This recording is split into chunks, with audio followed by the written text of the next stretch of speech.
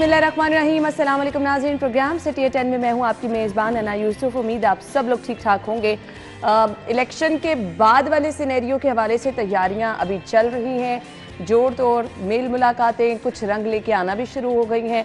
कुछ लोग अपने ओहदों से इस्तीफ़े भी दे रहे हैं। तो ये सियासी मंजरनामे पर जो हलचल है, अभी थोड़ी सी पिक्चर क्लियर नहीं हुई है, लेकिन चीज़ें चल रही हैं। अब आगे चल के इंशाल्लाह बहुत सारी चीज़ें क्लियर होना शुरू हो जाएंगी। कुछ चीज़ें अभी से ही नज़र आनी शुरू हो गई हैं, सो उस पर भी हम बात करेंगे। कुछ शहर लाहौर में मोहसिन स्पीड अपने जाते जाते क्या रंग दिखा रही है, लोगों को किस तरह से फ़ायदे। मैं अभी बड़ा सुन के खुश हो रही थी कि जो बाइक्स मिलेंगी, आई मस्ट ये कि बहुत सारे स्टूडेंट्स के लिए बहुत फ़ायदा हो जाएगा। सेकेंडली, मैट्रिक के पेपर्स बाकायदा तौर पर ऐलान किया गया, डेटशीट जारी की जा रही है, 1 मार्च से शुरू हो रहे हैं। तो प्लीज़ सब लोगों को रिक्वेस्ट है कि बहुत अच्छे तरीके से तैयारी कीजिए और गुड लक उन तमाम स्टूडेंट्स को जिन्होंने पेपर्स के लिए अपेयर होना है। बाकी हमने जी प्रोग्राम में आज अपनी खबरें भी शामिल करनी है और इसके साथ साथ जिनकी बर्थडे है 11 बजे वाले सेगमेंट में विश करेंगे हम उनको आगे चल के। अभी हमने आपको मोटरवे की सूरत हाल बतानी, क्योंकि आज शहर में अच्छी खासी धुंध थी। सो मोटरवे पे हमारी रिपोर्टर है फातिमा, उनकी तरफ चलेंगे। जी फातिमा, बताइए क्या सिचुएशन है इस वक्त मोटरवे पर? जी बिल्कुल है ना, जैसे कि आपने अभी कहा कि मौसम जाते जाते जो है अपने अलग रंग दिखा रहा है। इसी तरह सर्द मौसम तो जा रहा है, लेकिन धुंध जो है अभी भी शहर भर में बरकरार है। खास तौर पे मोटरवे और जीटी रोड की बात करें तो धुंध अच्छी खासी हमें दिख रही है। स्मोक के बादल भी जो है वो भी छाते हुए नजर आ रहे हैं। इस वक्त मैं बाबू साहब के मुकाम पर मौजूद हूँ। M2 मोटरवे यहाँ से स्टार्ट होती है, जो कि सुबह 6:30 बजे से बंद थी और मुकम्मल 4 घंटे बाद जो है M2 मोटरवे को खोला गया। M2 मोटरवे जो लाहौर से इस्लामाबाद जाती है, लाहौर से शेखुपुरा तक अभी बहाल की गई है।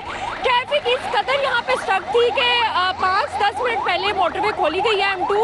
अभी तक जो है गाड़ियों के जाने का सिलसिला यहाँ से बरकरार है। लोग जो थे वो काफ़ी परेशान थे, लेकिन M3 की सूरत हाल के हवाले से अगर आपको बताते चलें, लाहौर से मुल्तान वो अभी भी मुअत्तल की गई है। यहाँ पे तर्जुमान मोटरवे पुलिस का ये कहना है कि शहरियों को किसी भी किस्म के नुकसान से हादसा से बचाने के लिए मोटरवे को मुअत्तल किया जाता है। मजीद यहाँ से मुल्तान रोड जीटी रोड की जानिब जो है डाइवर्ट किया जा रहा है, लेकिन वहाँ पे भी खासी जो है धुंध और फिजाई आलूदगी के बादल छाते हुए दिखाई दे रहे हैं, जिस पर तर्जुमान मोटरवे पुलिस का ये कहना है कि शहरी एहतियात बरतें, अगली गाड़ी से मुनासिब फासला रखें और ज़्यादा से ज़्यादा सफ़र से इज्तनाब करें, गैर ज़रूरी सफ़र से इज्तनाब करें। अगर सफ़र करते भी हैं फोग लाइट्स का इस्तेमाल करें और अपने गाड़ी की जो स्पीड है उनको कम रखें। मजीद यहाँ पे आप देख सकते हैं कि मेरे पीछे जो है इस वक्त M2 मोटरवे पे ट्रैफिक बहाल की गई है और गाड़ियों की लंबी कतारें जो है वो अपने सफर की जानिब रवा दवा है, लेकिन M3 बंद है।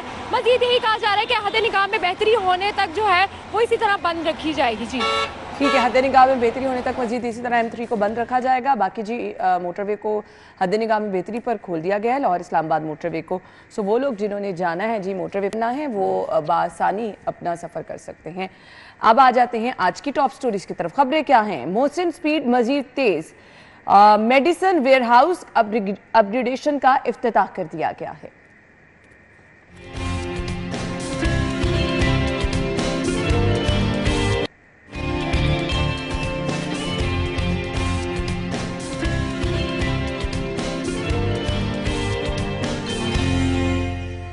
पंजाब में हुकूमत साजी के लिए जोड़ तोड़, नून लीग के राब्तों में तेजी, वजीर आला के लिए मरियम नवाज का नाम सामने आ गया।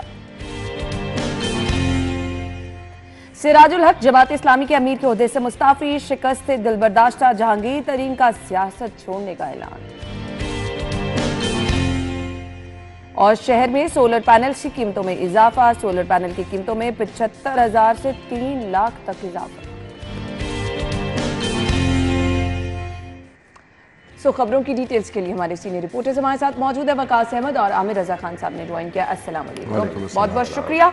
आज की पहली खबर की तरफ हमने आना है जी, और पहली खबर हमारे पास है मेडिसन वेयरहाउस अपग्रेडेशन का इफ्तिताह।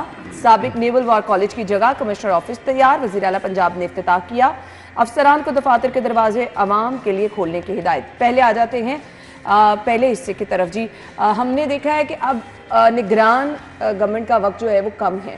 इस तमाम तर फुटेज में जो आपने देखा है, कहीं रात के 3 बजे हैं, कहीं सुबह के 6 बजे हैं, कहीं 1 बजा है, जहाँ कहीं वो इफ्तिताह करने जा रहे हैं, जहाँ कहीं वो क्रेन पे चढ़ के देख रहे हैं कि जी किस तरह से काम की रफ्तार है, काम का जायज़ा ले रहे हैं, ब्रीफिंग ले रहे हैं, फिर इसके साथ साथ मतलब आपने स्पीड पकड़ी और जो शहर में तमाम मंसूबे वो आपने तमाम देख लिए कि किस तरह से वो पाए तकमील तक पहुंचे हैं। अब वक्त कम है लेकिन स्टॉप नहीं हो रहे काम। आमिर भाई आपकी तरफ आऊंगी। बिस्मिल्लाहिर्रहमानिर्रहीम।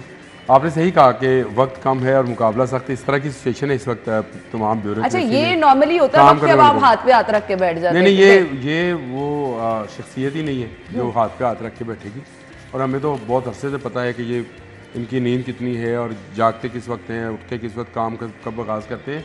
तो वो लोग जो इनके साथ अरसा हुआ काम कर रहे हैं उनको अंदाज़ा था कि ये स्पीड नज़र आएगी और ये स्पीड आगे कायम रखना जो है वो बड़ा मुश्किल हो जाएगा लोगों के लिए। तो जो आपने वो दिखाया, जो अभी मोन्टाज बना हुआ था, मैं देख रहा था, मेरा ख्याल है इससे भी ज़्यादा स्पीड है।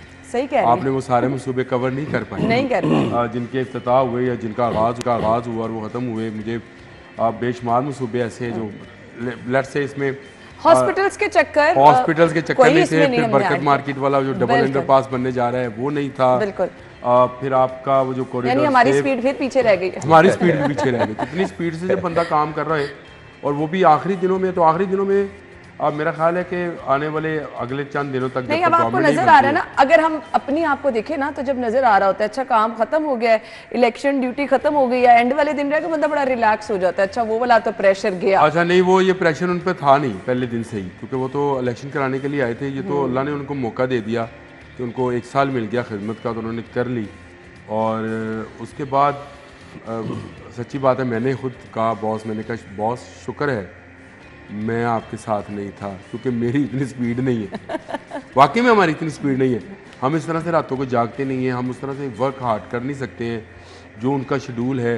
यानी उनको किसी पीए की ज़रूरत नहीं है। उस बंदे ने अपनी डायरी रखी है, अपनी डायरी पे लिखता है पॉइंट टू पॉइंट आज कितने काम करने हैं, सारे काम काटते जाते हैं, नए काम लिखते जाते हैं, शामिल करते जाते हैं, कल क्यों कौन सा होना है। ऐसे ही है। याददाश्त इतनी है कि आपको, मुझे पता है कि वो दफ्तर के तमाम लोगों को मैं ना बाई नेम नहीं जानता, तो सारा दिन दफ्तर में रहता है, वो बाई नेम जानते हैं, क्या कौन क्या काम कर रहा है वो जानते हैं।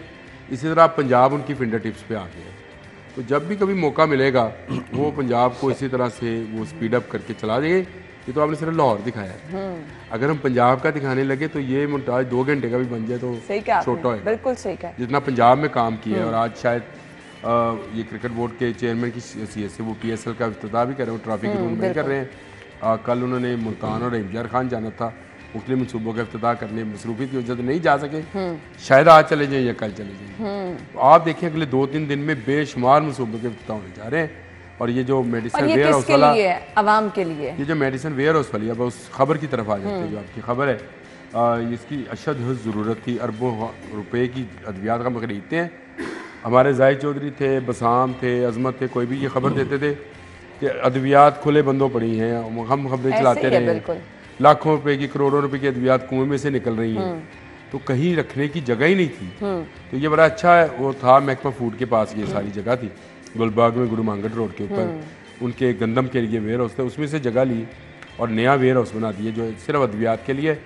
इससे बचत भी होगी और लोगों तक सही अद्वियात पहुंच भी जाएंगी, बिल्कुल कंप्यूटराइज सिस्टम से पहुंचेंगी। तो मैं ये समझता हूँ बड़ा अच्छा काम है, ये पहले होना चाहिए था। लेकिन आमिर भाई, मैं एक के बाद एक मंसूबे जो हॉस्पिटल्स के लिहाज से थे, मैं तो दुआ गो ये हूँ, क्योंकि आने वाली गवर्नमेंट ने अगर इसको ऑन ना किया, इस पे फॉलो अप ना लेते रहे, तो फिर रिजल्ट ये नहीं रहने, फिर वो फायदे उस तरह से चले। अल्लाह के घर ना उम्मीद नहीं होना चाहिए।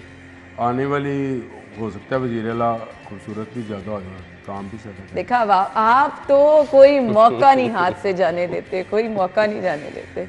मुझे लगता है वज़ीर आला ने आते ही सबसे पहले आपको बुला लेना, आप आ अड्डी ख्वाहिश तो पूरी करिए। अच्छा, वैसे हमारी ख्वाहिश ये है कि खूबसूरती में थोड़ा सा बेशक कंप्रोमाइज हो जाए, हाँ, लेकिन काम और डेडिकेशन पे कंप्रोमाइज ये वाला मेयार नहीं मिलना वकास आपको। हाँ, ये वाला नहीं मिलना। ये एक्स्ट्राऑर्डिनरी शख्सियत, ये शहबाज स्पीड की सूरत में भी थोड़ा सा पीछे ही है। एक्स्ट्राऑर्डिनरी शख्सियत होती हैं। मैं ये नहीं कहता कि हमारे पास है नहीं है भाई, अभी तक तो हमें कोई ऐसी और ऐसी भी बात नहीं है कि कोई कर नहीं सकता, सब कर सकते हैं अगर कोई करना चाहे। ऐसे अभी तक तो हमारे इस जो हमारे सामने सिनेरियो है उसमें ऐसी कोई शख्सियत मौजूद नहीं है। आपने भी बात की ना कि जो आने वाली गवर्नमेंट है वो इन प्रोजेक्ट्स को ऑन कर ले। अच्छा, सबसे अच्छी बात मोहसिन साहब की जो मुझे लगी, वो जिस डिपार्टमेंट में गए उन्होंने जो वहाँ की एडमिनिस्ट्रेशन थी, हॉस्पिटल्स में गए तो उन्होंने डॉक्टरों को कहा कि भाई हमारा काम था आपको बना के देना, अब आपकी रिस्पॉन्सिबिलिटी है और कौमी फ्रीज़ा भी है, फ़र्ज़ है आपका कि आप इसको ऑन करें, अपना समझे। अगर वो पुलिस पे जाते हैं तो उनको कहते हैं कि भाईजान हमने आपको बना के दे दिया, ऑन करना, इसकी हिफाजत करना आपका काम है। सीएम सेक्रेटरी 1-2 बार आएगा, 3 बार आएगा, अल्टरनेटली आपने 24 घंटे यहाँ पे गुजारने हैं। तो एक अच्छी सोच है कि एटलीस्ट जिसने वहाँ पे रहना है, जो घर का बासी है, उसको ये रियलाइज़ करवा रहे हैं कि भाईजान ये आपका है, तो आप इसका तहफ़्फ़ुज़ करेंगे तो ये ज़्यादा देर तक चल सकेगा। मैं जब अभी ये हेडलाइन पढ़ रहा था तो मुझे ये इसमें थोड़ा सा ऐड ऑन करना चाह रहा था कि मोहसिन स्पीड मज़ीद तेज़ नहीं है, मोहसिन स्पीड मुस्तकिल मिजाजी के साथ मज़ीद तेज़ जारी कर लें। देखिए पाकिस्तान में हमारे निज़ाम की सबसे बड़ी है कि मुस्तकिल मिजाजी नहीं है, ना गवर्नमेंट में ना काम करने में। हर शोबे में आप चले जाएँ, लोग आते हैं हफ्ते 2-3 काम करते हैं, उसके बाद रिलैक्स हो जाते हैं ग्रेजुएट। रात बेटी को डॉक्टर पे लेके गया हुआ था तो तबीयत उसकी कुछ नासाज थी तो डॉक्टर पे चला गया। डॉक्टर साहब पूछ रहे थे, कहते जी काम तो ये आपका सीएम बहुत कर रहा है लेकिन ये सारा मुझे पता चला है कि कर्ज से ले रहे हैं। मैंने कहा किससे? हाँ।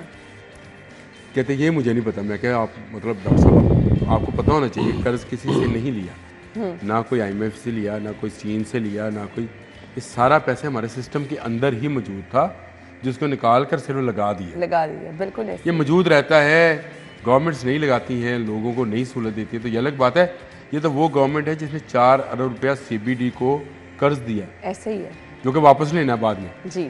CBD बनाएगा, कलमा चौक अंडरपास, डबल अंडरपास, उसके लिए 4 अरब रुपये दे दिया इनिशियली, बाद है बरकत मार्केट, वो बरकत मार्केट वाला डबल अंडरपास है ना, वो डबल स्टोरी अंडरपास पहला पाकिस्तान का। तो देखो अगर बारिश कराई उसने हुई, पैसा किसी का था, बिल्कुल अमराट्स को शुक्रिया अदा किया, करवा ली।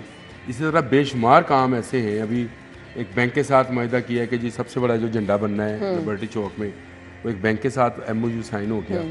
यानी पैसा किसी का होगा, आपका पैसा आवाम का पैसा फिर महफूज है, बिल्कुल ऐसे ही। और जो मेरी दुरे ने आपसे बात हो रही थी, वो कह रहे थे कि असल बात ये है कि ये जो मंसूबे थे इनमें से जो बचत कराई गई है कितने मंसूबे ऐसे थे आमिर भाई। हमने तो यहाँ रिवायत ये देखी है ना कि मंसूबे डिले होते चले जाते हैं और वो जितनी मुद्दत बीच में डिले होता है उस पे डबल आपका पता चलता है जी इतना डिले हुआ तो अब इतने आधे टाइम पे मुकम्मल करा दिया। बिल्कुल एक डिलेइंग टैक्टिक्स होता था। मैं तो कहता हूँ कि इसमें भी एक इन्वेस्टिगेशन होनी चाहिए।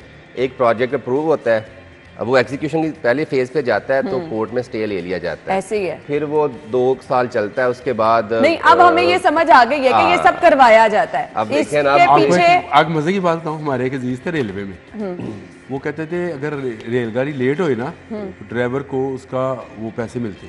अच्छा, यानी रेलवे एक तो गाड़ी उसने लेट की से तो आज तक यही उसको सजा देने की बजाय पैसे मिलते, उसको सजा देने की, वो ड्राइवर थे नहीं, किस ये उन्होंने बताया इस तरह की आपने ड्यूटी ज्यादा कर ली, मतलब 3 घंटे लेट हुई, सर हमें भी इस तरह की नौकरी खबर ये देता था कि एक तो उसने और कहते थे जानबूझ के कई ड्राइवर कहते खड़े करते हैं ट्रेन के ऊपर, तो यही वजह होती होगी ना। यहाँ तो ट्रेनों की ताकीद, जो डिलेइंग टैक्सेस है ना, कोई ऐसी ऑफर हमें नहीं हो सकती। या आप देखें चेक करें कि ये कैसा निजाम है, उसमें आप एक तो काम लेट कर रहे हैं और ऊपर से आपको पैसे भी उसके मिल रहे हैं। तो यही वजह है कि आज हम कहाँ पे स्टैंड करें। खैर ब्रेक लेते हैं, ब्रेक के बाद कुछ सियासी मंजरनामे की तरफ हम आएंगे, हमारे साथ ही रहिएगा।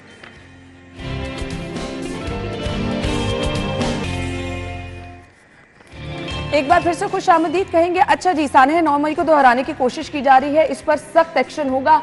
कल निगरान वजीर आला ने 2 टोकी कह दिया। हमारा मुल्क अब इन चीज़ों का मुतहम्मिल नहीं है, इतना बड़ा नुकसान हम पहले कर चुके हैं। सो कितना आपका मुल्क का इमेज एक कैसा गया, नुकसान आपके मुल्क का कितना हुआ, क्या उसमें से निकला, एक इतना बड़ा इशू बन गया और उसमें सिर्फ और सिर्फ एक माइंड सेट था जिसकी वजह से ये सब कुछ हुआ। वकास, वैसे तो सियासत जो है ना वो तो टेबल टॉक का नाम है और इसीलिए जो सियासी लीडरान है वो हर जो मसाइल होते हैं, आप सियासी वर्कर ना कहें, माजरत के साथ सियासी वर्कर नहीं, वो लोग नहीं, इसको उसके साथ जोड़ने की कोशिश ना करें। मैंने सियासी वर्कर की तो बात नहीं की, मैंने सियासी लीडर की बात की कि सियासत तो बेसिकली मुज़ाकरात का नाम होता है।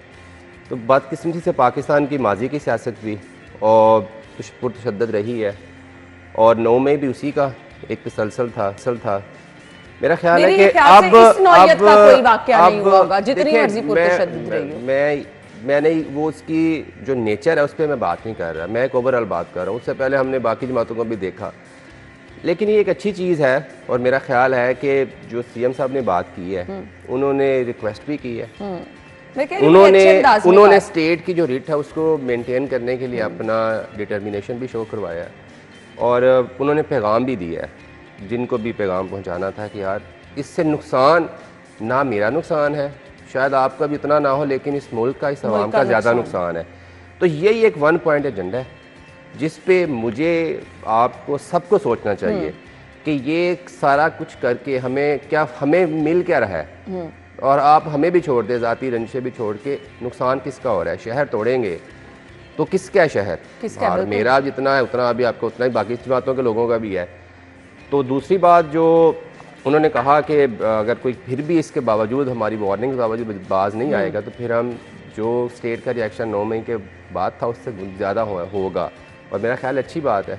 आप पहले वार्न करते हैं। आपके मुल्क की तरफ अगर कोई पहली आंख से देखेगा तो फिर उसका मुंह तोड़ जवाब है। आमिर भाई मुझे फिर ब्रेक की तरफ जाना। देखिए आप ब्रेक पे जाएं, और लेकिन क्लियर एंड लाउड है मैसेज, जो लोग 9 मई का सामने दोबारा दोहराना चाहेंगे उनको इतनी मार और इतना फेंटा पड़ेगा तो यार, क्योंकि इसकी वजह यह है कि अब स्टेट तैयार है। उस वक्त स्टेट समझ रही थी कि शायद ये पुरअमन है, ये एहतजाज उस तरह से नहीं करेंगे, अपना जैसे रिकॉर्ड कराते एहतजाज करा लेंगे, लेकिन जिस तरह से इन्होंने जलाओ गिराओ तो किया, धावा बोला। देखिए इन्होंने मियांवाली पे एयरबेस पे हमला किया, इन्होंने जीएचक्यू पे हमला किया, इन्होंने रेडियो पाकिस्तान पे हमला किया, और आमिर भाई ये सब प्लानिंग के साथ पे हमला किया। इन्होंने कहाँ फौजी तंसीबात थी जहाँ पर इन्होंने हमला नहीं किया था उसमें। तो ये एक बाकायदा प्लान, और अभी भी प्लान हो रहा है, और ये बाहर बैठ के, और मोहम्मद सलाई जैसे लोग जो हैं ये बाहर बैठ के इसको प्लान कर रहे हैं, लोगों को इंस्टिगेट कर रहे हैं, तशद्दुद पर उभार रहे हैं, ये बाहर बैठे हैं और यहाँ पे लोगों को ये। लेकिन मेरा ख्याल आमिर भाई लोग नहीं निकलेंगे इस बार, लोग नहीं निकलेंगे। नहीं, लोग अगर समझदार है तो नहीं निकलेंगे, मेरा ख्याल। लेकिन अगर लोगों का जहन यही है, स्टबन है, बिल्कुल लोग भी लाई साजी ऐसी कर दी है। वकास, मैं नहीं आपकी इस बात से एग्री करती। अभी भी आप देखें कि संडे को कितने लोग निकले, आप सोशल मीडिया पे देख लें, सोशल मीडिया पे करेंगे लोगों की जहन साजी ऐसी कर दी है। जहन साजी हो रही है, जहन साजी नहीं हो रही। बिल्कुल किराए के कुछ लोग गुंडे, ये देखिए जो कॉल्स की बात कर रहे हैं ना मोहसिन नकवी, वो कोई हवा में बात नहीं है। कॉल्स ट्रेस हुई हैं, कौन कौन कॉल्स कर रहा है, कहाँ से हो रही है। मेरे पास भी बहुत सारी इन्फॉर्मेशन है जो हम इस तरह से शेयर नहीं करते हैं लोगों के साथ, लेकिन बहुत सारे पैगामात जो हैं वो ट्रेस आउट हुए हैं कि आपने जब निकलना है, जब लोग इतने लोग इकट्ठे हो जाए तो आपने किस तरह मूव करना है। आप मुझे बताएं, आप लोगों यानी ये फिर वो जो दहशतगर्दी की प्लानिंग होती है ना, आजाद उम्मीदवार है वसीम कादर, आजाद उम्मीदवार है। मुझे बताएं उसके घर के बाहर पुरतशद्दुद आप मुजाहरे करना चाह रहे हैं कि कौन जिम्मेदार होगा? बिल्कुल आप सही कह रहे हैं। आप आजाद अरकान को आप आजाद रहने नहीं देना चाह रहे, तो फिर आप क्या हैं? जब वसीम कादर नून लीग से टूट कर यहाँ आए थे तो विकेट गिराई गई थी। सही बात है। अब जब वो नून लीग से निकल के दोबारा नून लीग में आया, पीटीआई से निकल के, तो अब पीटीआई से तो खैर वो आजाद था, किसी का वो तो पाबंदी नहीं था। अब वो गद्दार है।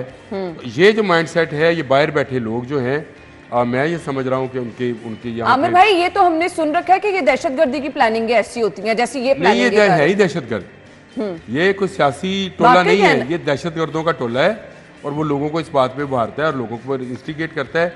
कोई निकले, गलाओ जलाओ करें, ताकि इनका जो काम है, जो इनका बिजनेस है वो चलता रहे, और जो मुजरम है उनको छोड़ दिया। लेकिन अब अगर ऐसा कुछ हुआ तो वाज़े तौर पर सीएम साहब ने कह दिया कि वो फुल तैयारी के साथ हैं और भरपूर इस पर एक्शन होगा, इसलिए इसके लिए भी तैयार रहिएगा।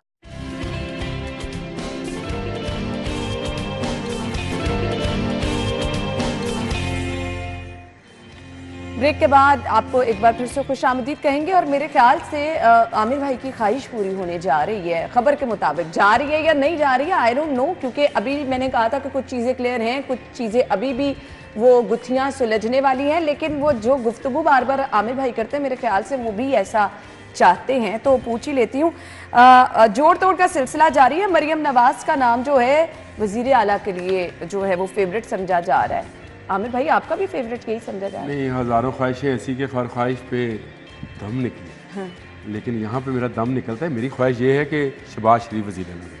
मैं आपको सच्ची बात बताता हूँ कि जिस स्पीड के साथ काम हुआ है, मोहसिन नकवी ने जिस तरह से 1 साल इत्माम में काम किया है, ये शहबाज शरीफ के अलावा कोई इसको मैच नहीं कर पाएगा, क्योंकि पंजाब को चलाना और फिर असम्बली को चलाना, असम्बली में आप क्योंकि लीडर ऑफ द हाउस होते हैं, पूरी असम्बली को चलाना, अपोजिशन को देखना, मेरा ख्याल है मरियम अभी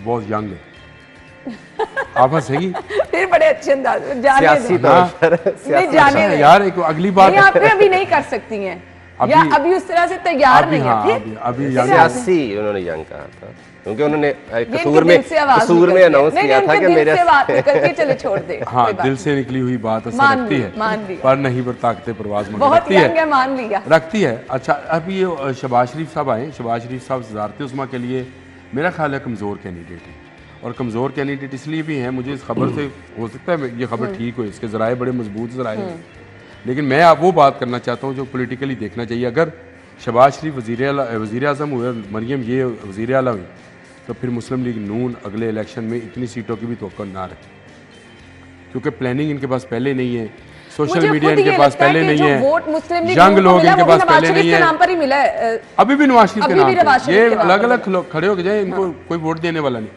लेकिन नवाज शरीफ इस वक्त वो शख्सियत है जो कि मेरी वकास भी वक्त पे भी बात कर रहे थे कि ऊपर वजारत उस्मा के लिए एक तहम्मुल मिजाज आदमी की ज़रूरत होती है जिसने इंटरनेशनल पॉलिटिक्स को देखना है, फारजा पॉलिसी को देखना है, दाखिला पॉलिसी को देखना है, इंडस्ट्री को देखना है, बिजली को देखना है, गैस को देखना है, बहुत सारे मामला हैं वहाँ पे, मुआहदात बहुत सारे हैं वहाँ पे। एक तहम्मुल मिजाज आदमी 16 माह की जो शहबाज शरीफ हुकूमत थी उसका खमियाजा नून लीग ने अभी और वो भुगता मुल्क के है वजीर आज़म 2024 में। वकास आप इतफाक करते इस बात ऐसे ही से, है, ऐसे ही है। अगर ये 16 माह वाला वाक़या जो ना होता तो फिर शायद मैं शहबाज शरीफ की इसमें महत्व लोग कर भी रहा बड़े होता। मायूस हुए हैं। लेकिन शहबाज शरीफ बहुत अच्छे एडमिनिस्ट्रेटर हैं पंजाब के लिए। पंजाब मैं समझता हूँ कि 75% या 65% वो पाकिस्तान है, उनको दे पंजाब, उनको कहो पंजाब में मौसम स्पीड के साथ काम करें। लोग पहले कहते हैं जवाब स्पीड के साथ काम करें और दोबारा अपना खोया हुआ वकार हासिल करें। ऊपर जो है ऊपर नवाज शरीफ को होना चाहिए। जो फार्मूला बताया जा रहा है, जो फार्मूला इस खबर में भी आया है, मैं इस फार्मूले के ख़िलाफ़ हूँ। और दूसरी बात मुझे इस खबर से इस भी इतफाक़ नहीं है कि सादा अक्सरियत हासिल कर ली मुस्लिम लीग और राना सनाउल्लाह का जिक्र किया जा रहा है, उसने नहीं बिल्कुल ऐसे ही है, बिल्कुल सादा agree। अक्सरियत अभी तक हासिल नहीं हुई। हाँ एमपीए टूट कर आ रहे हैं और मिल रहे हैं, कल भी 5 एमपीए जो हैं वो शहबाज नहीं, शरीफ अभी से ये मिले। दावा करना जो है वो बिल्कुल कबल अज़ वक्त है। अभी अगर आप ऐसा दावा कर रहे हैं तो मैंने कल भी आपके प्रोग्राम में कहा था कि वसीम कादर गए तो वो मरियम से मिले हैं और वजीर जो पीपी के उम्मीदवार हैं वो शहबाज शरीफ से मिले। तो इसका मतलब ये है कि शहबाज शरीफ वज़ारत आला के लिए और वज़ीर आज़म के लिए नवाज शरीफ, जिसका लंदन से प्लान लेके नून लीग चली थी कि हम नवाज शरीफ को चौथी मरतबा बनाएंगे, तो क्या किसी की गिदर भपके से डर के ये नवाज शरीफ को बैकआउट पे कर देंगे? अगर किया तो फिर मुस्लिम लीग नून का कोई फ्यूचर नहीं। सही। एक कमेंट चाहिए, फिर मुझे ब्रेक की तरफ जाना है। मरियम साहिबा को आप वज़ीर आला देख रहे हैं? अच्छा मेरी ख्वाहिश है कि खातून वज़ीर आला आ जाए, लेकिन इशू यहाँ पे जिस तरह के इश्यूज हैं और जो ट्रबल नून लीग फेस कर रही है, यहाँ पे मिच्योर और एक्सपीरियंस बनना चाहिए उन्हें। अगर थोड़ी सी सूबा है और जिस तरह हमने निगरान वज़ीर आला को दौड़ लगाते चक्कर काटते देखा है, मैं ये नहीं कह रही कि मरियम साहिबा नहीं कर सकती। देखिए आप दुनिया में अगर मोहतरमा बेनजीर भट्टो को आप एज अ प्राइम मिनिस्टर आप ऑनर करते हैं, आपका प्राउड है, तो why not chief minister of Punjab? नहीं जी क्यों नहीं, लेकिन यहाँ पर जिस रफ्तार से काम की जरूरत है और जिस तरह डिलीवर करने की जरूरत है, मेरे ख्याल से वो वाला स्टैंडर्ड मीट करना मुश्किल हो जाएगा। ब्रेक ले लेते हैं, ब्रेक के बाद ज्वाइन करते हैं।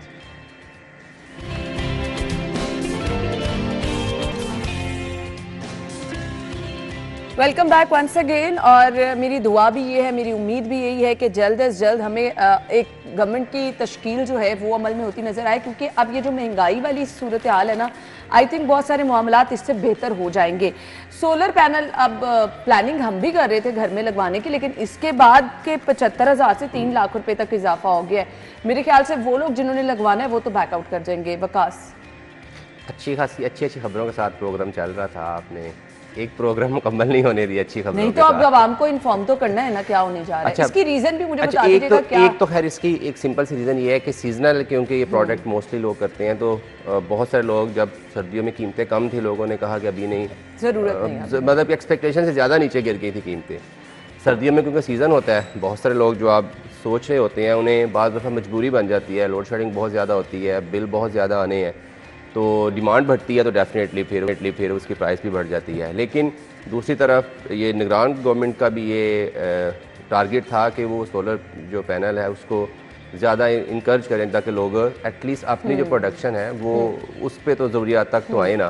तो मेरे ख्याल अगर जो नई गवर्नमेंट आती है, अगर कोई ऐसी पॉलिसी रखती है कि प्राइस को थोड़ा सा मेंटेन किया जाए, ताकि ज़्यादा लोग सोलर पैनल की तरफ स्विच हो सकते हैं। और जितनी हाय वकास, क्राइसिस क्या है, उम्मीदें दिला रहे हैं? 1 साल पर मुहित ये बात लग रही है, अभी तो 3-4 महीने लगने गवर्नमेंट तश्कील होते हुए नहीं है कि नहीं, नहीं? 3-4 महीने तो नहीं, अभी तो एक कोई दो चीज़ हफ्ते की आगे बात बढ़ है, रही ये है। हो 14 जाएगी। दिन के अंदर अंदर सारा एक दो सारा हफ्ते में ये प्रोसेस मामला मुकम्मल होना क्लियर हो जाना है। है। 14 दिन के अंदर सारा प्रोसेस मुकम्मल होना है। और दूसरा जो सोलर की बात की, तो 14 दिन के अंदर अंदर आवाम को रिलीफ जो भी मिलना शुरू गवर्नमेंट हो आए, जाएगा चाहे आमिर भाई? पंजाब में आए चाहे मरकज में आए, पहले तो बात है कि सोलर पाकिस्तान में बनना चाहिए, ये टेक्नोलॉजी आपका point पाकिस्तान है। में आना चाहिए। और फिर उसके ऊपर कंट्रोल रेट गवर्नमेंट का होना चाहिए। जिस तरह से आप गंदम का रेट निकालते हैं, पेट्रोल का निकालते हैं, आपको इसका भी निकालना चाहिए। इतने में होएगा। तीसरा, आपको आसान कर्जे देने पड़ेंगे, लोगों को इंकरेज करना पड़ेगा कि सोलर पे जाएं, ड्यूटीज इसकी कम करें और जो टेक्नोलॉजी है उसको लाने की कोशिश करें, ताकि यहाँ एक फैक्ट्री लगे जो सारी पाकिस्तान में सोलर की यानी तस्लीम करे। यही वो एक रास्ता है कि सस्ते आपको अगर सोलर सस्ता एनर्जी सस्ती क्राइसिस से आपको- आपसे निपटना है तो यही करना पड़ेगा। आगे तो आपको इलेक्ट्रिक कार्स और बाइक्स, और आप भी खुश हो रही थी कि इलेक्ट्रिक बाइक्स आएंगी और रक्शे और ये सब आ रहे मेरा हैं। तो दिल कर रहा है मुझे अच्छा, भी मिल उसके लिए जाए आपको क्या चाहिए होगा? बिजली, पावर चाहिए होगी। और पावर अनइंटरप्टेड पावर जो है वो आपको सोलर से मिल सकती है। और आपके यहाँ पे 12 में से 10 महीने जो हैं वो आपके तेज और करारी धूप होती है। ऐसे ही है। आज भी धूप देखें, आप बाहर जाएं, सुबह के मौके में धुंध थी, लेकिन उसके बाद धूप थी। अगर हर घर अपनी बिजली खुद प्रोडक्ट करना शुरू कर देगा तो आप मुझे बताएं कि बिजली की कीमतें भी कंट्रोल में आ आमिर भाई, जाएंगी। इसके लिए वही आपकी वाली बात आ गई ना, कौन चाहता है इतने भारी भरकम बिल देना? तो आसानी भी तो पैदा हो। यानी आसानी पैदा तो गवर्नमेंट ही ये करेगी। सजेशन है ना कि आप कंट्रोल रेट पे इंस्टॉलमेंट भी आप गवर्नमेंट फाइनेंस कर दे। बिल्कुल। मैंने घर में लगवाया तभी हुआ है, मुमकिन है, लेकिन अभी मैंने घर में लगवाया हुआ, लेकिन मैंने 2-3 साल पहले लगवाया था। अच्छा, मैं अब उसको एक्सटेंड करना चाह रहा हूँ, तो बस छोड़ दे, फिर मैं छोड़ देता हूँ। वाकई बहुत मुश्किल है। मैं वही तो कह रही गवर्नमेंट हूँ अगर कि पॉलिसी बहुत निकाले, कंट्रोल रेट हो, फाइनेंस कर दे, फायदा हुआ ना तो आपको सोलर फायदा लगवाने बहुत का? सारा जितना भी आपने अच्छा लगवाया। खासा फायदा अनइंटरप्टेड होगा। आपकी सप्लाई चल रही है और गवर्नमेंट को चाहिए कि इस पे वो हमें फाइनेंस कर दे, इंटरेस्ट फ्री लोन दे दे। आप ना इंटरेस्ट फ्री दे, आप सूद ना हो इसमें। कंज्यूमर को ना दे, 1 रुपया आप भी सूद डायरेक्ट हुआ तो हम कंपनीज नहीं के लेंगे। साथ आप डील कर लें और पब्लिक को लेके जाने दें। वैसे नवाज शरीफ ने ये वादा किया था कि मैं सूदी निजाम पे तो खत्म करूंगा। सर, ये खैर करूंगा। ये तो ये वादा होता है वो शायद नहीं, मैं international वही ये आपसे करने- आपने मान ली बात। और आप सर, ये अगर एक ये ऐसा बात कहते है जो हैं शायद नवाज कि शरीफ जो अच्छा, कहते हैं वो मतलब मान लेते मैंने कहा कि 3-4 महीने लगेंगे, वो मेरा मेरी मतलब बड़ी- ये कहने का था कि अवाम को रिलीफ मिलने में मेरी अगर बड़ी किसी- मजबूरी है जी। नवाज शरीफ साहब कहते हैं तो मैं मान लेता हूँ, क्योंकि उन्होंने आज तक जो कहा है वो किया है। ना, जो निगरान गवर्नमेंट की आपकी पॉलिसीज मोहब्बत थी ना, नहीं, मोहब्बत नहीं है, जो उन्होंने मोहब्बत क्या है। अब किया। इतना भी ना माना करें नहीं प्लीज। नहीं, जाने उन्होंने जो दिया कहा करें। किया। मैं आप आपकी निकाल लें उनके दौर के, आप उनके 3 मैं अदवार आपकी हैं, बातों से जरूर तीनों अदवार में इत्तेफाक उन्होंने करती जो हूँ, वादे वहां से लेकिन किए अब वो आपकी पूरे किए। मोहब्बत ज्यादा है इस बात में। अब आप हर बात ही मान लेते हैं, ये अच्छा, आपकी बात मोहब्बत ये है कि आमिर भाई नवाज शरीफ की नहीं टाल सकते, हम आमिर भाई की नहीं टाल सकते। मैं यही कह रही हूँ, मैं आपकी हर बात मान लेती हूँ सर आंखों पे, लेकिन ज्यादा लेकिन मेरा मोहब्बत ख्याल है नवाज शरीफ आएंगे तो मुल्क बेहतर है। अल्लाह करे, दुआ गो हैं, उम्मीद कर सकते हैं, क्योंकि हम चाहते हैं कोई भी हुक्मरान आए हमारे मुल्क के लिए अच्छा हो। सो इसी नोट पर हम इजाज़त भी आप लोगों से चाहेंगे। बहुत बहुत शुक्रिया। थोड़ा कम कीजिए आमिर भाई। नाज़रीन, हमने भी जाना है ब्रेक की तरफ, हेडलाइंस के बाद ज्वाइन करेंगे। सलामी भी पेश की गई है। बराह रास्त मनाजिर आपने देखे। प्रोग्राम में हमने अब आगे बढ़ना है और कुछ पल पल बदलती सियासी सूरत हाल, डेवलपमेंट्स क्या हो रही हैं, मज़ीद क्या हो सकती हैं और जो प्रेडिक्शंस की जा रही हैं उन पर गुफ्तगू करना इसलिए ज़रूरी है कि अब हर कोई चाहता है, अवाम चाहती है कि अगर उन्होंने अपना हक़ राय दही इस्तेमाल किया है तो अब उसका रिज़ल्ट सामने आ जाना चाहिए। अवाम चाहती है कि वो ये देखें कि आखिर उनका वज़ीर आला कौन होगा, वज़ीर आज़म पाकिस्तान कौन होगा, किस तरह से मुल्की मसाइल को हल किया जाएगा, ये जो डगमगाती मईशत है इसको संभाला देने के लिए किसका नाम सामने आएगा। अलबत्ता अगर हम ये देखें तो मुस्लिम लीग नून की जानिब से ये कहा जा रहा है कि उनको सादा अक्सरियत भी हासिल है। मरियम नवाज साहिबा का नाम आज की हमारी खबर के मुताबिक फेवरेट समझा जा रहा है। बहुत सारे लोग ये कहते हैं कि जी नवाज शरीफ साहब को वज़ीर आज़म होना चाहिए। बहुत सारे लोग प्रेडिक्शंस कर रहे हैं कि सदर जो हैं वो साबिक सदर आसिफ अली जरदारी ही नज़र आ रहे हैं। सो ये बहुत सारे सवालात हैं जिनका जवाब आवाम चाहती है। सो ये सिचुएशन क्लियर होने में मज़ीद कितना वक्त है, वो कौन कौन सी चीज़ें हैं, वो कौन कौन से ऐसे SOPs हैं अब जिनको फॉलो करना है और फिर हुकूमत की तश्कील की तरफ जाना है। ये रास्ता, ये ट्रैक किस तरह से क्लियर होता मज़ीद नज़र आ रहा है, इस पर हमने बात करनी है। जी, ग्रुप एडिटर नवी चौधरी साहब हमारे साथ लाइन पर मौजूद हैं, उनसे इस बारे में उनकी राय लेंगे। नवी चौधरी साहब, क्या हाल चाल है आपके? अल्हम्दुलिल्लाह जी। बहुत बहुत शुक्रिया आपके वक्त के लिए। अब बहुत सारे सवालात हैं जिनके जवाब अवाम चाह रही है। सबसे बड़ा सवाल और सबसे अहम सवाल जो हर जुबान ज़द आम भी है, वज़ीर आज़म पाकिस्तान कौन होगा, वज़ीर आला पंजाब कौन होगा? क्योंकि अब अवाम जिन्होंने अपने वोट का हक इस्तेमाल किया, अब वो एक गवर्नमेंट की तश्कील देखना चाह रहे हैं। सो इसके लिए मेल मुलाकातें भी हो रही हैं, तोड़ जोड़ का सिलसिला भी जारी है। ये अहम मुलाकातें आप कैसे देख रहे हैं, क्या रंग लेकर आएंगी? और ये जो 2-3 बड़े सवाल अवाम चाहते हैं इनका जवाब, आप किसको देख रहे हैं इन अहम ओहदों पर? बहुत शुक्रिया। देखें, सबसे पहले तो हमें कानूनी बात देखनी चाहिए कि जिसके पास ज्यादा वोट होंगे उन्हीं की पार्टी की कोई शख्सियत जो है वो वज़ारत आला या वज़ारत उस्मा पर बराजमान हो। अब मामला यूं है कि स्प्लिट मैंडेट आया है, आज़ाद उम्मीदवार ज्यादा जीते हैं मुल्क में। मुल्क की सतह पर देखा जाए तो PTI बैकजुग से। अब पंजाब के अंदर जो डेवलपमेंट हुई है पिछले 2 दिन में, उसमें मुस्लिम लीग नून ने सादा अक्सरियत हासिल कर ली। तो ये तो पंजाब की वज़ारत आला का मामला जो है वो तो अब ये तय पा गया कि मुस्लिम लीग नून ही से कोई शख्सियत होगी। और जैसा कि इतलात है कि उनकी पार्टी ने पहले से डिसाइड कर रखा था कि मरियम नवाज साहिबा को वज़ारत आला के लिए नामजद किया जाएगा। अच्छा, अब चूंकि पंजाब की वज़ारत आला, फिर वज़ारत उज़्मा, फिर अवान सदर, इसके साथ स्पीकर, चेयरमैन सेनेट, ये सारे इंतखाबात होने हैं, तो ये एक बड़ा फार्मूला बन जाता है जिसमें जो इत्तेहादी जमातें हैं वो भी शामिल हो जाती हैं, उनसे नेगोशिएशन होती हैं। जैसे आपने देखा कि पाकिस्तान पीपल्स पार्टी की मरकजी क़यादत लाहौर में रही, और उसके बाद MKM के जो अहबाब हैं वो कराची से वो भी लाहौर आए। आज ये भी इतलात हैं कि नवाज शरीफ साहब और मरीम साहब आज इस्लामाबाद जाएंगे। मौलाना फजल रहमान साहब को भी इन्वाइट किया गया है, और भी जो लोग जीते हैं कुछ इंडिपेंडेंट से भी गुफ्तगू हो रही है। तो ये सारा मामला चल रहा है। वफाक में आइडियली तो यही है सूरत हाल कि जब पीपल्स पार्टी और पाकिस्तान नवाज का इत्तेहाद हो गया तो फिर इन्हें मजीद वोटों की जरूरत नहीं है। लेकिन ये मुल्क के हालात का तकाजा है, और पॉलिटिकल विजडम भी यही कह रहा है कि आप एक वसील बुनियाद हुकूमत बनाएं। जो पार्टियां उसमें शामिल होना चाहें उनको लाजमी शामिल करें, ताकि एक मजबूत सेटअप बन जाए, और उसके बाद मुल्क की जो मुआशी सिमत है उसको, और ये सियासी जारी की नहीं, इसको खत्म किया जाए, मुआशी सिमत को बेहतर किया जाए। तो कोई यही है ब्रॉड बेस्ड गवर्नमेंट होगी। और अब तक की इतलात के मुताबिक पाकिस्तान मुस्लिम लीग नवाज से ही ताल्लुक रखने वाले कोई ना कोई ऐसे उम्मीदवार होंगे जो पहले से जाने पहचाने होंगे, कोई नया चेहरा आने की तो उम्मीद नहीं है। नवाज शरीफ साहब के ताल्लुक तो आपको इल्म है कि ये बात हो चुकी थी पोलिंग से भी पहले। उन्होंने इंडिया दिया था कि अगर स्प्लिट मैंडेट आता है और सिंगल मेजोरिटी नहीं मिलती उनकी पार्टी को, तो वो फिर शायद इस दौड़ में शामिल ना हो। उसका इशारा यूं था कि फिर इसका फैसला इत्तेहादी करेंगे। टेक्निकली इत्तेहादी नहीं करना, अगर आपके पास सादा अक्सरियत नहीं है तो फिर जाहिर आपके हाथों से निकल गया। लेकिन इसका दूसरा मतलब ये भी है कि वो फिर इस रेस में शामिल नहीं होंगे। तो ये समझा जा रहा है कि इस वक्त रेस में सबसे ऊपर शहबाज शरीफ साहब हैं, और अगर पीपल्स पार्टी के साथ पावर शेयरिंग फार्मूला इस तरीके से तय पाता है कि जिसमें वो समझते हैं कि पीपल्स पार्टी को मौका मिलना चाहिए, तो बिलावल भुट्टो गिरफ्तारी भी हो सकते हैं। जो इतला गर्दिश कर रही है कि आधी मुद्दत के लिए दोनों पार्टियों को मौका मिलेगा, और वो कारणों को तो शायद भले ही लगे, लेकिन होता यूं है कि जो पहले वज़ीर आज़म बनेगा सारी मुश्किलात उसके सामने आ जाएंगी, और उसके सम्राट फिर जो तो ऐसे तो नवीद चौधरी साहब पहले वज़ीर आज़म बनने को कोई भी तैयार नहीं होगा। और ये भी बताइएगा, क्या हमारा मुल्क इन चीज़ों का मुतहम्मिल है कि हम 1-2 दफ़ा ये वाले भी तजुर्बात करें? माजी में क्या कभी ऐसा हुआ पहले?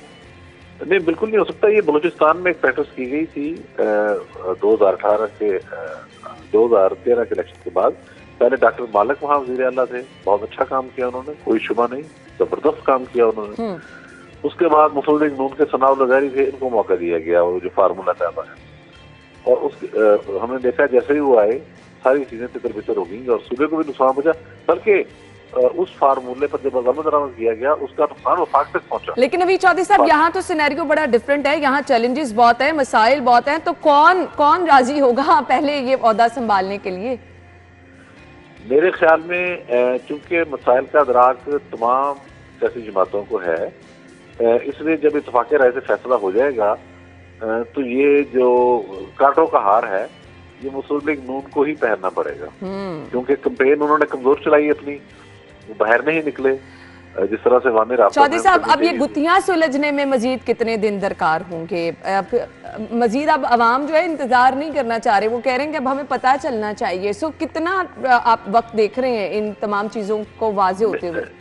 जी मेरे जाती ख्याल में ये 7 से 10 दिन के अंदर सारा कुछ क्लियर हो जाए। सही, कुछ चीजें तय भी पा गई हैं, ठीक है। देखिए एक चीज से दूसरी चीज जुड़ी होती है, तो वो फिर जो जुड़ी हुई चीज है उसको मिसाल के तौर पर, अब हमें तो नहीं पता ना अभी फरीदपुर में इलेक्शन नहीं हो रहा, लेकिन चेयरमैन सेनेट का मामला भी इन्हीं नेगोशिएशन में तय पा जाएगा। हालांकि इंतखाब तो स्पीकर का होगा ना जब असेंबली का खुला जाएगा, लेकिन वो ये भी तय कर लेंगे कि संजरानी साहब एमपीए बन गए हैं बलूचिस्तान असेंबली से, या अगर सेनेट में रहते भी हैं तो चेयरमैन सेनेट भी तब्दील होगा। तो ये उस फार्मूले से चीजें जुड़ी हुई हैं, एक से दूसरा उधर जुड़ा हुआ है। कुछ नाम तय हो जाएंगे, कुछ हिडन होंगे, इसलिए थोड़ी देर लगेगी इसको अनाउंस करने में। सियासी मंजरनामे पर कल कुछ तब्दीलियां हमने ये भी देखी हैं। सिराजुल हक साहब मुस्ताफी हुए, जहांगीर तरीन साहब ने ऐलान किया सियासत छोड़ने का। ये कैसे, इन चीजों को कैसे देखते हैं आप? जमहूरी रवायत के मुताबिक है कि आपकी पार्टी अगर कामयाब ना हो सके तो आप इस्तीफा दे दें। सिराजुल हक साहब की मुद्दत भी पूरी हो रही है 31 मार्च को, और 17 को उन्होंने इजलास बुलाया शूरा का। उसमें अंदाजा यही है कि शूरा कहेगी कि आपका इस्तीफा नामंजूर, आप कंटिन्यू करें।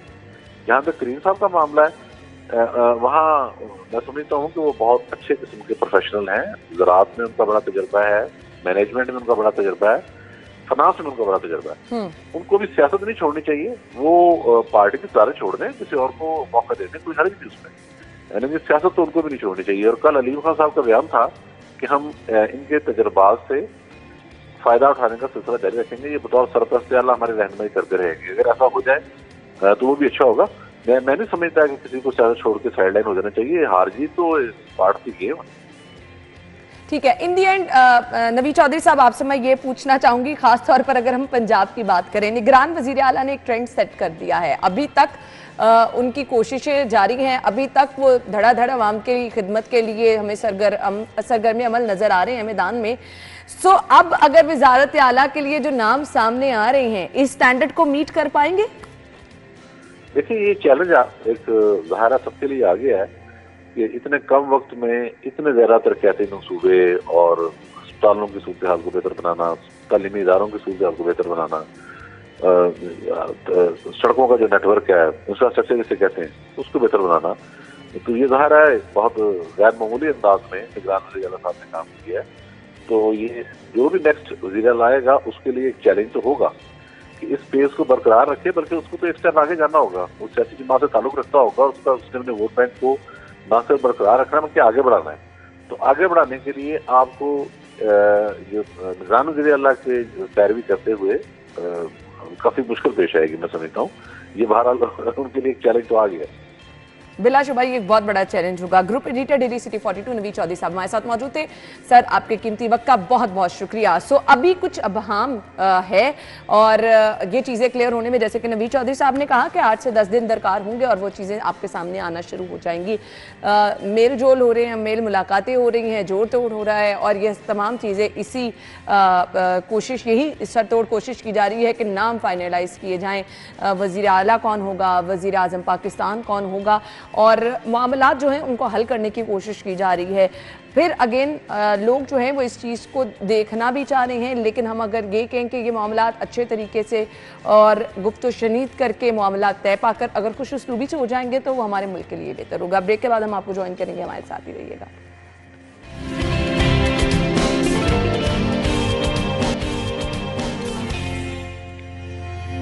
खुशामदीद आपको प्रोग्राम में एक बार फिर से कहेंगे नाज़रीन। बहुत ज़्यादा ज़रूरी ये है आपके हेल्दी रहने के लिए भी कि आप मुस्बत सोचें, अच्छा सोचेंगे और आपकी ज़िंदगी में सब अच्छा ही होगा। हमारी सोच बहुत हद तक हमारे एक्शंस पर मैटर भी करती है। हम क्या सोच रहे हैं, हम उसके मुताबिक ही कुछ ना कुछ करते चले जाते हैं। अगर आप नेगेटिव सोचेंगे, यकीन माने आप हमेशा नेगेटिव ही होते चले जाएंगे। आपको सही चीज़ों में भी गलतियां नज़र आना शुरू होंगी। बहुत सारे रिलेशनशिप इस वजह से ख़राब हो जाते हैं। बहुत सारे लोग अपनी जॉब्स पे जाकर, अपने कारोबार पर जाकर सही तरह से परफॉर्म नहीं कर पाते, क्योंकि उन्हें हमेशा ये लग रहा होता है कि उनके लिए कुछ ख़राब ही हो रहा है, अगला बंदा उनके लिए कुछ अच्छा नहीं सोच रहा। सो ये चीज़ें कहीं ना कहीं हमारी अपनी पर्सनैलिटी को तबाह भी कर रही होती हैं और हमारी अपनी नाकामी का सबब भी बनती हैं, जिसको हम कह देते हैं कि जी दूसरों की वजह से हमारे साथ ये सब कुछ हुआ। अगर आप अपनी ज़िंदगी में कुछ अच्छा करना चाहते हैं तो सबसे पहले अपने आप पर आपको गौर करना होगा और एक मुस्बत सोच के साथ आपको काम का आगाज़ करना होगा। सो ये मुस्बत सोच कैसे आ सकती है? कुछ लोग हमेशा डिप्रेशन में रहते हैं, कुछ लोग हमेशा ये होगा तो क्या हो जाएगा, बहुत सारे सवालात का शिकार रहते हैं। सो ये डिप्रेशन और ऐसा ना हो जाए, ऐसा ना हो जाए, इसका खात्मा कैसे किया जा सकता है? मौजूदा मुल्की सूरत हाल को अगर हम ले लें, बहुत सारे लोग परेशान हैं, अच्छा जी कौन सी गवर्नमेंट आएगी, वो डिलीवर कर पाएगी या नहीं कर पाएगी, जिनका इंतखाब आप लोगों ने किया आखिर वो मुल्क के लिए अच्छे होंगे नहीं होंगे। इसी से रिलेटेड अगर हम अपने सिनेरियो पे देख लें, घर वाले माहौल को लेके देख लें, तो बहुत सारे सवालात ऐसे होते हैं जो कि आपकी नेगेटिव सोच की वजह से आपको परेशान करते हैं। सो इस परेशानी से छुटकारा कैसे पाया जा सकता है? मुस्बत सोच के लिए वो कौन कौन से पहलू हैं जिन पर गौर करना बहुत ज़रूरी है? माहिर नफ्सियात मुआफिया मलिक क्या है, उनको वेलकम करेंगे। अस्सलाम वालेकुम। थैंक यू सो मच, आपके वक्त का बहुत बहुत शुक्रिया। मुस्बत सोच वैसे होता क्या है, मुझे ये इस पर रोशनी डाल देते हैं। अच्छा, सबसे पहले हमारे यहाँ समझा जाता है कि अगर हम मुस्बत माइंडसेट की बात करते हैं तो ये एक हमारा बाय बर्थ ही हमारे अंदर इंट्यूशन मौजूद होती है, हालांकि ऐसा नहीं है। ये सिर्फ हमारा माइंडसेट है जो हम ऑप्ट करते हैं, यानी एक पूरे डार्क रूम में हम एक लाइट को लेके अपने माइंडसेट उसी तरह से है कि ऑब्वियसली हमें पता है हमारे माहौल में, हमारे घर में बहुत ज़्यादा जहनी तनाव है, हर जगह बहुत ज़्यादा स्ट्रेस है। अब हम किस तरह से उस पॉजिटिव माइंडसेट को परसू करेंगे, किसी नेगेटिव चीज़ में से पॉजिटिव 1 पॉइंट्स निकालना। ठीक है, हम लोग हमेशा कहते हैं, हम वो चीज़ देखते हैं जो क्रिटिसाइज होती है। हम ये नहीं देखते कि हम अपने आप को अप्रिशिएट करें कि यार you can do very well, तुम और मजीद बेहतर कर सकते हो। हम ये सोचते हैं मेरी किस्मत ही खराब है, मेरे साथ हमेशा ऐसे ही होता है। हम हमेशा इन्हीं वर्बेटम्स को परसू करते हैं, जिसकी वजह से क्या होता है, रेपिटेटिवली नेगेटिव सेल्फ टॉक आपको नेगेटिविटी का शिकार कर देती है। ऐसा होता है कि हम अच्छा सोच रहे हैं तो अच्छा ही हो जाएगा, बुरा सोच रहे हैं तो बुरा ही हो जाएगा। आपका माइंडसेट इतना ज्यादा स्ट्रांग है, जिस तरह से आप सोचना शुरू करते हैं ना, आप यकीन माने चीजें उस तरह से होना शुरू हो जाती हैं। बेशक उनका रास्ता जैसे भी हो, लेकिन माइंडसेट अगर आपका पॉजिटिव है, आपको इतनी नेगेटिव और क्रिटिकल सिचुएशन में भी कोई पॉजिटिव चीज नजर आ जाती है। अब आप देखें, आपने भी बात की थी जो करंट हमारा सिनेरियो है, अब बहुत नेगेटिव है। अब उसमें भी कुछ लोग जो पॉजिटिव माइंडसेट को ऑप्ट करते हैं, जो जिनके अंदर ठहराव है, कामनेस है, वो उसमें भी सिचुएशन करें कि यार टाइम ले रहे हैं तो इसमें कुछ ना कुछ बेहतर ही होगा हमारे मुल्क के लिए। लेकिन जो कि हमारा माइंडसेट शुरू से ही नेगेटिव चीज़ों को परसू करता है, तो हम हमेशा अगर अच्छा भी हो रहा है हम उसमें से नेगेटिव ही देखेंगे कि मेरे साथ होना ऐसे ही है, जो मर्जी कर लो तुम। तो इसलिए कुछ लोगों का माइंडसेट हम लोगों ने अपने माहौल से, अपने बचपन से इतना नेगेटिव देखा है कि हम चाहकर भी उसको पॉजिटिव नहीं कर पाते, क्योंकि हमने अपनी लाइफ के लिए ऑप्शन ही वही चूज कर लिया है। अच्छा, फिर पर्सनालिटी आपकी तबाह हो जाती है। आपको कभी भी अच्छी चीज में से भी कुछ अच्छा नजर नहीं आ रहा होता है। तो हमने अपने बच्चों को किस तरह से देखना है कि उनकी पर्सनालिटी ग्रूमिंग में हमने किन चीजों का ख्याल रखना? अच्छा, सबसे पहली चीज, it starts from our home. अब हम अपने घर को किस तरह से काम और पॉजिटिव माइंडसेट के साथ रखते हैं। फॉर इंस्टेंस, बच्चे खेल रहे हैं, अगर कोई टॉयज वगैरह भी खेल दिए, अब आप उन्हें डांट के भी वो चीज़ कर सकते हो, आप उन्हें प्यार से भी कर सकते हो। और तीसरा, अगर वो प्यार से नहीं सुन रहे, आप खुद स्टार्ट कर दो, बच्चे आपको देख के सीखना शुरू करते हैं। तो ये चॉइस इज ऑल योर्स कि आप अपने घर का इन्वायरमेंट कौन सा चूज करते हैं। अगर आप पॉजिटिव चूज करेंगे, ऑब्वियसली चलें ठीक है, बच्चा पहली दफ़ा नहीं देखेगा, नहीं सुनेगा, दूसरी दफ़ा नहीं, तो अल्टीमेटली तीसरी दफ़ा देखेगा, मैं नहीं कर रहा, मामा या बाबा खुद कर रहे हैं, तो I have to help her. तो ये चीज़ बहुत ज़्यादा ज़रूरी है कि हम उनको बचपन से सिखाते के हैं। ठीक है, बचपन से अगर हम लोग नहीं सीख सके, बहुत से लोग ब्रोकन फैमिली से होते हैं या बहुत से डिफरेंट रीजंस होती हैं, तो अब ये एक ट्रेट है, वो ट्रेट हमने अपने अंदर खुद ऑप्ट करना है। अब उस ट्रेट के लिए कुछ स्ट्रेटजीज हैं, कुछ टेक्निक्स हैं, ऑब्वियसली मैं शेयर करूंगी। अगर हम उन्हें भी ऑप्ट कर लें, ज़्यादा नहीं है, 3 से 4 हैं, अगर हम उन्हें भी ऑप्ट कर लें, literally it can help us कि हम अपने आप को पॉजिटिविटी की तरफ लेकर जा सकते हैं। जरूर चाहूंगी वो चीज़ें आप शेयर करें। सबसे पहली चीज़ है कि आप अपने आप को डेली रूटीन में, आपकी सेल्फ टॉक कैसी है। हम लोगों की सेल्फ टॉक इतनी ज़्यादा नेगेटिव है, हम खुद को अप्रिशिएट करना छोड़ चुके हैं। अगर हम कोई अच्छा काम भी कर रहे हैं ना, तो क्या ये तो मैं नॉर्मल करता हूँ, इसकी बजाय अगर हम ये कहें कि यार अच्छी चॉइस ही मैं इसको मज़ीद बेहतर कर सकता हूँ वक्त के साथ, तो सबसे पहली चीज़ स्टार्ट ही यहाँ से होती है। जब आप अपने आप को पॉजिटिव कमांड्स देते हैं तो आपके इर्द गिर्द का माहौल भी आपको पॉजिटिव लगता है। तो सबसे पहली चीज़ ये है कि आप अपनी सेल्फ टॉक पॉजिटिव करें। सेल्फ टॉक का मतलब ये नहीं है बोलते रहें, लेकिन अपनी जो माइंड सेट है उसको पॉजिटिव रखें। उसके लिए दूसरी चीज़ ज़रूरी है कि माइंडफुलनेस, जिसको हम मेडिटेशन कहते हैं या डीप ब्रीथिंग एक्सरसाइजेज हैं, उससे क्या होता है कि आपका माइंड सेट काम रहता है। तो स्ट्रेसर्स हैं, लेकिन हमने उन स्ट्रेसर्स को काम डाउन करना है। तो ये जो हमारा ब्रेथ वर्क है, यानी सांस की जो एक्सरसाइजेज हैं, वो इतनी ज़्यादा स्ट्रॉन्ग है कि हमें रिलैक्स करती हैं। तीसरी चीज़ जो सबसे इंपॉर्टेंट है, हमारी जो मेंटल हेल्थ है वो हमारी फिजिकल हेल्थ से होकर जाती है। अब हम अपनी फिजिकल हेल्थ में किस तरह प्रायोरिटाइज करती हैं अपनी डाइट को, अपनी स्लीप को, अपनी हाइजीन को, वो बहुत ज़्यादा ज़रूरी है। अगर हम इन पैटर्न्स को बेहतर नहीं रखते, फिजिकल हेल्थ हमारी बिल्कुल डैमेज है और हम चाहते हैं जी हमारी मेंटल हेल्थ सुपर डुपर है, तो ऐसा नहीं हो सकता। ये दोनों चीज़ें एक साथ चल रही होती हैं, जिसकी वजह से हम अपने माइंडसेट को भी बेहतर कर सकते हैं। ठीक है, हमें डेली लाइफ में स्ट्रेस आता है तो उसको एक हेल्दी एक्टिविटी यानी एक्सरसाइज के थ्रू करें। एक्सरसाइज कर लें, वॉक कर लें, जिम, डांसिंग, यानी अपनी बॉडी मूवमेंट करवाएं। जितनी ज़्यादा हमारी बॉडी मूवमेंट होती है, स्वेटिंग निकलती है, उससे क्या होता है हमारी बॉडी के वो हार्मोन रिलीज होते हैं और डोपामिन हाई लेवल पे जाता है, तो हम हैप्पीनेस की तरफ जाना शुरू हो जाते हैं। और लास्ट सबसे इम्पॉर्टेंट कि आप अपने इर्द गिर्द के लोगों से क्या एक्सपीरियंस लेते हैं। आपने हमेशा ये देखना है कि आपके इर्द गिर्द का माहौल पॉजिटिव है या नेगेटिव है। अगर तो आपके इर्द गिर्द लोग नेगेटिव हैं तो कोशिश करें उनसे एक डिस्टेंस मेंटेन कर लें, और अगर तो पॉजिटिव हैं तो आपको रोज उनसे कुछ ना कुछ सीखना चाहिए। तो ये कुछ 4 से 5 स्ट्रेटेजीज है। अगर हमें डेली लाइफ पे एक वीक के लिए, मैं कहती हूँ एक वीक के लिए अगर हम ट्राई करके देखें तो you will see the difference in our own personality. एक और बड़ी अच्छी चीज़ें आपने बताई हैं। अगर हम इन्हीं पॉइंट्स पर गौर करें तो हम देखेंगे हमारी जिंदगी में एक मुस्बत तब्दीली आएगी। डिप्रेशन एक बहुत बड़ा इशू है और नौजवान इसका शिकार हैं। ये जो कंपैरिजन करना एक दूसरे से, मुझे ये बताएं ये डिप्रेशन का खात्मा कैसे मुमकिन है, क्योंकि ये डिप्रेशन लीड करता है आपको मुख्तलिफ बीमारियों की तरफ। बिल्कुल, आपकी सबसे रूट कोज इन सब चीज़ों की ज़हनी दबाव है। अब वही बात है, अगर डेली बेस पे हम अपनी एक अच्छी हेल्दी एक्सरसाइज रखें या एक्टिविटी रखें, वो आपकी पसंद की भी हो सकती है। उससे ये होगा कि आपका जो डेली का स्ट्रेस है वो वेंटिलेट होता रहेगा, और अगर हम उसको वेंटिलेट नहीं करते वो लेयर्स बनना शुरू हो जाती हैं। अब वो लेयर्स में हर चीज़ हमें फील होती है। बहन भाई अगर डांट भी रहे हैं वो भी, अम्मा अब्बा अगर कंपैरिजन कर रहे हैं वो भी, अगर हमारी डाइट अच्छी नहीं दूसरे भाई को खाना उसकी पसंद का मिल गया वो भी, यानी हर छोटी छोटी चीज़ को हम काउंटर करते हैं और लेयर्स बनना शुरू हो जाती हैं। और लेयर जब आउटबर्स्ट होती हैं तो वो बहुत ज़्यादा मेंटल हेल्थ कोज करती हैं। तो उसमें सबसे पहली चीज़ ही यही है कि आप देखें, अगर आपको लग रहा है कि आपके इर्द गिर्द कोई ऐसा इंसान अलार्मिंग सिचुएशन में है, तो सबसे पहले you have to accept your situation. हम एक्सेप्टेंस में नहीं आते। हमें लगता है डिप्रेशन की वजह से फिजिकल हेल्थ डैमेज हो रही है, हम स्टमक के गैस्ट्रो के डॉक्टर के पास चले जाएंगे, जनरल फिजिशियन के पास चले जाएंगे, वो मेडिकेशन स्टार्ट कर देते हैं। हालांकि वो आपके लिए साइकोलॉजिस्ट या काउंसलर ज़रूरी होती है। उसमें आप अपने किसी दोस्त से बात कर लें, और अगर काउंसलर है और अगर उसको फील हो रहा है कि आपकी कंडीशन ज़्यादा ख़राब हो रही है कि you just need take proper therapeutic intervention, तो इस चीज़ को एक्सेप्ट करके साइकोलॉजिस्ट की तरफ जाएं। मतलब ये जो टैबू हमने बना दिया है, साइकोलॉजिस्ट सिर्फ पागलों का इलाज करते हैं, ऐसा नहीं है। मतलब हम सबको, इवन साइकोलॉजिस्ट को भी जब वेंटिलेशन की ज़रूरत होती है हम भी अपने सीनियर से कंसल्ट करते हैं। तो इस चीज़ को एक्सेप्ट करना बहुत ज़्यादा ज़रूरी है। अगर हम इसको एक्सेप्ट कर लेना, मेरा ख्याल है 50% हमारे प्रॉब्लम्स यही खत्म हो जाएंगे। बिल्कुल, आपने सही कहा। अच्छा जी, मुझे सिर्फ ये बता दें कि ये पर्सनालिटी को डैमेज कैसे करता है डिप्रेशन? अगर इससे बाहर नहीं निकल सकती तो आपकी पर्सनालिटी कैसे डैमेज होती है? सबसे पहली चीज़, हम एहसास कमतरी की तरफ जाना शुरू हो जाते हैं और हम अपने अंदर इतने नेगेटिव फ्लोज ढूंढते हैं।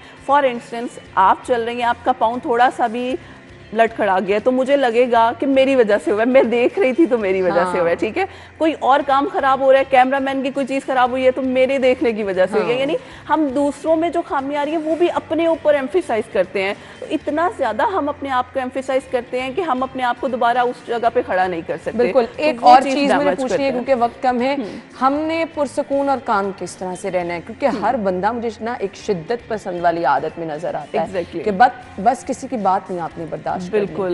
सो ये मेरे ख्याल से एक बड़ा जिंदगी का अहम राज है कि आप थोड़ा सा काम रहना सीख लें तो कामयाब हो जाते हैं। वही बात जिस तरह से मैंने पहले बताई कि आपने अपने अंदर कामनेस लेकर आनी है, तो it's comes from your on mindset. कोई भी दूसरा आके अपनी आपकी लाइफ में कामनेस नहीं लाएगा। तो सबसे पहले आपने एक्सेप्ट करनी है, अगर आपके अंदर कुछ फ्लोज हैं या कुछ स्ट्रेंथ्स हैं तो आपने उनको प्रॉप करना है। और सबसे इंपॉर्टेंट चीज़, अपनी डेली लाइफ में कोई एक वेंटिलेशन का प्रोसेस लाजमी रखें। वो कोई भी चीज़ है, कोई भी आपको किसी दूसरे को वो स्टूपिड एक्ट भी लगता है ना, लेकिन आप उससे काम फील कर रहे हो तो डू इट। हाँ, किसी के देखने की या कहने की ज़रूरत नहीं है, लोग कुछ ना कुछ तो कहेंगे, तो आपने अपनी लाइफ को अपने अकॉर्डिंग गुजारना है। तो सबसे पहले मेडिटेशन या माइंडफुलनेस को लाजमी अपनी लाइफ में लेकर आएँ। उससे ये होगा कि आपका माइंड और जो हमारी बॉडी है वो बहुत ज़्यादा रिलैक्स हो जाती है। यानी आपके इर्द गिर्द स्ट्रेसर्स भी होंगे तो आप अपने आप को उसमें यानी काम ये रख दोनों का सकते हो। कॉम्बिनेशन है। आप हेल्दी Exactly. रहना चाहते हैं तो आपको अपने Physical माइंड और को भी mind, yes. हेल्दी रखना है। ये दोनों चीजें साथ साथ चलेंगी तो आप अच्छा भी फील बिल्कुल। करेंगे, अच्छा सोचेंगे, आपकी जिंदगी में अच्छा Exactly. होगा। Thank you so much, Thank आपके you so वक्त का much. बहुत बहुत शुक्रिया जी। अब आगे बढ़ेंगे और आपको बताएंगे मौसम कैसा है टुडेज वेदर में।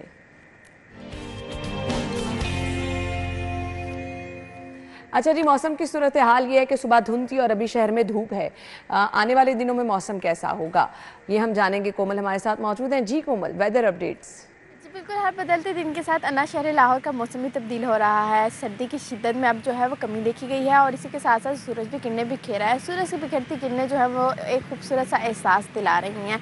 वहीं अगर हम परिंदों के हवाले से बात करें तो परिंदे चहचहा रहे हैं और शहर लाहौर के बाद से अपने काम काज की तरफ रवान दवा नजर आ रहे हैं। हवाओं के हवाले से बात करें तो हवाओं का सिलसिला जो है वो इस वक्त रुका हुआ है और लाहौरिये जो हैं वो इत्मीनान भी इस बात से कर रहे हैं कि आज सूरज ने किरणें बिखेरी, क्योंकि कल तो सूरज और बादलों के दरमियान आग मिचोली का सिलसिला जारी रहने की वजह से मौसमी शिद्दत में जो है वो इजाफा रिकॉर्ड किया जा रहा था, यानी कि सर्दी महसूस की जा रही थी। आज जो है वो उसमें थोड़ी सी कमी महसूस की जा रही है और लाहौर ये जो है वो सूरज की इन किरणों से बहुत ज़्यादा महसूस भी होते हुए नज़र आ रहे हैं। टेम्परेचर के हवाले से बात करें तो ना इस वक्त दर्जा हरारत जो है वो तकरीबन 17 डिग्री रिकॉर्ड किया है और आइंदा 24 घंटों के दौरान लाहौर शहर में कम जो है तकरीबन 9 और ज़्यादा से ज़्यादा 22 डिग्री सेंटीग्रेड तक रिकॉर्ड किए जाने के हवाले से इम्कानात जो है माहिरीन। थैंक यू सो मच कोमल। मौसम बहुत ज़बरदस्त है, खूब धूप को एंजॉय कीजिए, अल्लाह ताला का शुक्र अदा कीजिए। ब्रेक होगी, ब्रेक के बाद ज्वाइन करेंगे। Stay with us.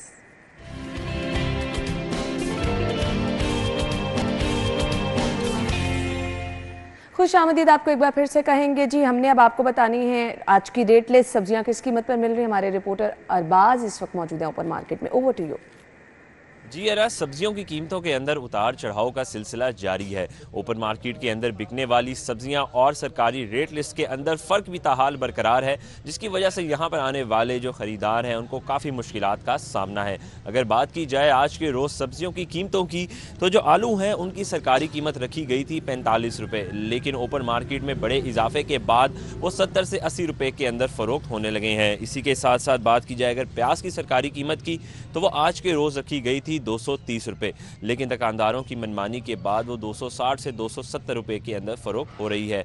इसके अलावा जो टमाटर हैं उनकी आज के रोज़ सरकारी कीमत रखी गई थी 95, मगर लाल सुर्ख टमाटर शहरी अपने साथ लेकर जा सकते हैं 140 से 150 रुपये अदा करके। उसके अलावा लहसुन जो देसी है उसकी सरकारी कीमत आज के रोज़ रखी गई थी 490 रुपये, मगर ओपन मार्केट में इजाफे के बाद वो 520 से 530 रुपये में फ़रोख्त हो रहे हैं।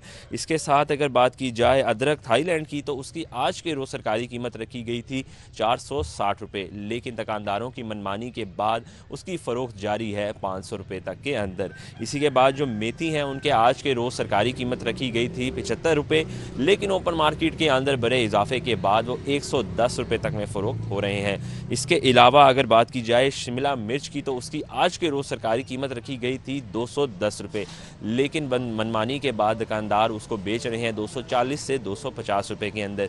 यहाँ पर आने वाले खरीदारों का यही कहना है कि सरकारी रेट लिस्ट के ऊपर इतलाक को यकीनी बनाया जाए ताकि वो भी सब्जियों ठीक है। बहुत बहुत शुक्रिया अरबाज, आपने आज की रेट लिस्ट बताई। कल हम आपके साथ मजीद चीज़ें डिफरेंट लेके हाजिर होंगे, सेगमेंट्स के साथ भी और नए मेहमानों के साथ भी। अपना बहुत सारा ख्याल रखिएगा, इजाज़त दीजिए, अल्लाह हाफिज़।